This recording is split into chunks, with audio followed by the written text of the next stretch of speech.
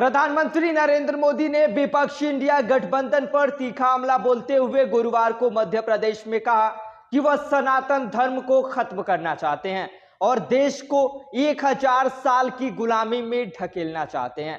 सनातन विवाद पर पीएम नरेंद्र मोदी का एमपी की रैली में दिया गया यह बयान है। सनातन धर्म पर डीएमके नेता उदयनिधि स्टालिन की टिप्पणी पर विवाद के बाद प्रधानमंत्री नरेंद्र मोदी की प्रक्रिया सामने नहीं आई थी। हालांकि भाजपा इसका जवाब रोजाना दे रही है। पीएम ने एमपी की रैली में कहा कि उन्होंने हाल में ही मुंबई में एक बैठक की और मुझे लगता है कि उन्होंने वहां घमंडिया गठबंधन को कैसे चलाया जाए इसकी राजनीति और रणनीति तय की। उन्होंने एक छिपे हुए एजेंडे पर भी फैसला किया है। यह रणनीति भाजपा की संस्कृति पर हमला करने की है। उन्होंने भारतीयों की आस्था पर हमला करने और उन विचारों, मूल्य और परंपराओं को खत्म करने का फैसला किया। उन्होंने देश को हजारों वर्षों से एकजुट किया है। भारत के नायकों और सनातन संस्कृति के बीच संबंध बताते हुए उन्होंने कहा कि घमंडिया गठबंधन ने देवी अहिल्याबाई होलकर को प्रेरित करने वाली सनातन संस्कृति और परंपराओं को खत्म करने का संकल्प लिया है।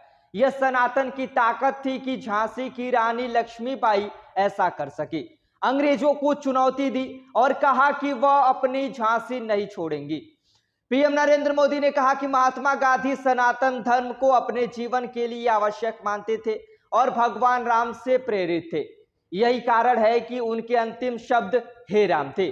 उन्होंने इस बात पर जोर दिया कि स्वामी विवेकानंद और लोकमान्य तिलक भी सनातन से प्रेरित थे और इसी संस्कृति ने अंग्रेजों द्वारा फांसी पर लटकाए गए स्वतंत्रता सेनानियों को यह कहने के लिए प्रेरित किया कि वे फिर से भारत में जन्म लेना चाहते हैं। बता दें कि डीएमके नेता उदयनिधि स्टालिन ने कार्यक्रम में तमिलनाडु में सनातन धर्म की तुलना डेंगू मच्छर से करते हुए कहा था कि इसे अब खत्म करने का समय आ गया है।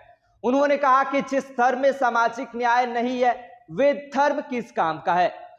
उनके इस बयान को भाजपा नेताओं ने लपक लिया।